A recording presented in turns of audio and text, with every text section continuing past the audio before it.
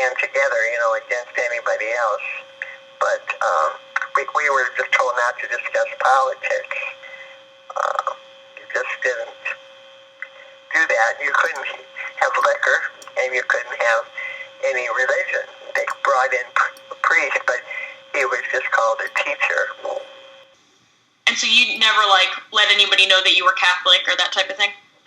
Well, it never came up. We just attended a mass in the theater. They didn't have a church. Okay. Did they have, regular movies and that type of thing and books when you were there? Well, they had movies. The American company, we worked for Aramco, and they would bring in movies. They had a theater, but they did not have a library. They had a big library in the largest cities.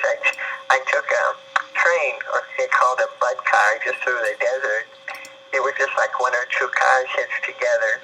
And we went to the library, and there was just maybe one shelf of books in there, this huge building, but no books at that time. Now, I don't know what they have now. Was the government obviously kind of oppressive, or was it... I don't know too much about... In Iran and in Saudi Arabia. In Saudi Arabia, the king and his princes, the prince, there were probably 40 men, they ruled the country, and we weren't oppressed, but I'm sure the people in the country were, and the Shah of Iran was still there when we were there, and the police would break up. The Americans weren't so affected. They would break, if they saw 4 Iranian men, they'd break it up. They couldn't gather together. I don't know how they ever overthrew him. So background, my grandmother met my grandfather in Saudi Arabia, right? Correct. How did you meet him? I like this story, so if you could...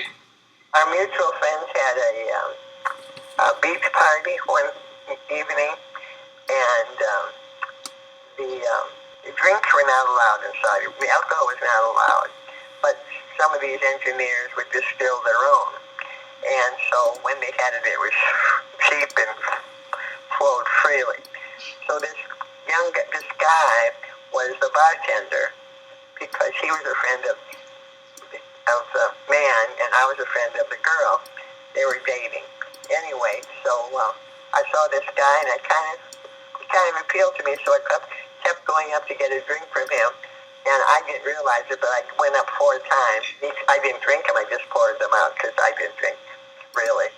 And then later, a couple of days later, he asked me to go out, and for some reason, I think they didn't have drinks in the restaurant, so he asked me if I wanted to drink anywhere. Anyway, and I said, no, I really don't drink. And he said, well, you had 4 drinks the other night. And I had to admit I threw them out just to go up to talk to him. Why was he in Saudi Arabia? He was an engineer. Okay, so was he working in oil? Well, he was, but his degree was from MIT, and he majored in, his degree was nuclear chemistry. I think he worked in, this is before I knew him, at Tennessee or New Mexico, and I can't recall what they called it at the time. That was atomic energy installation. Los Alamos? Yeah. So he worked on the bomb?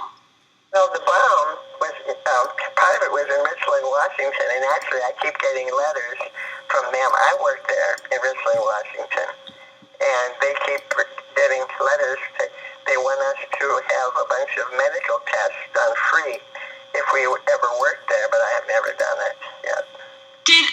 But I know that they practiced the setting off the bomb in New Mexico. So was he involved in?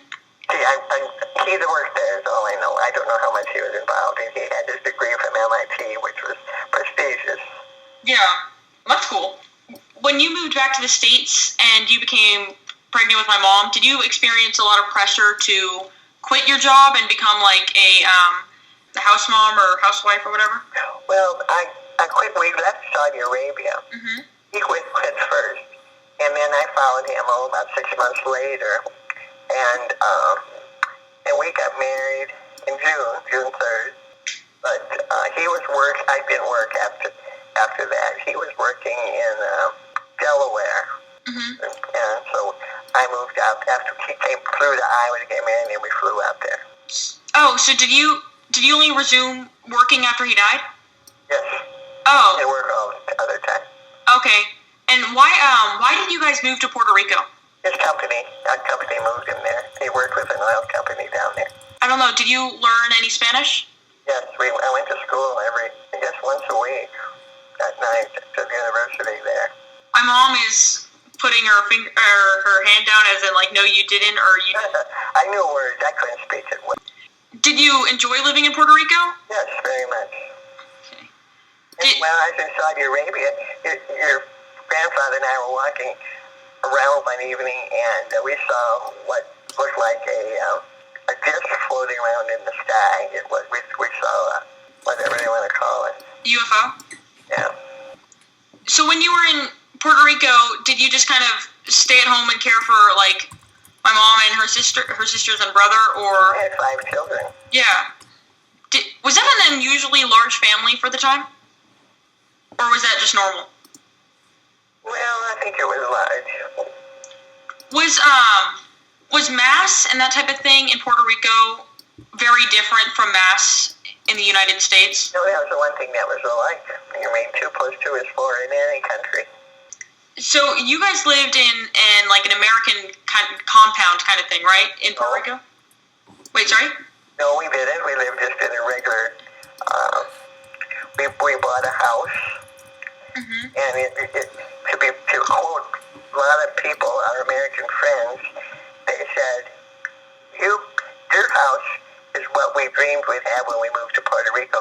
We bought it sight unseen. A friend drove me around to a couple houses that were for sale, and I said to your grandfather, "We're going to buy that house." I hadn't even been inside, but the outside was absolutely gorgeous.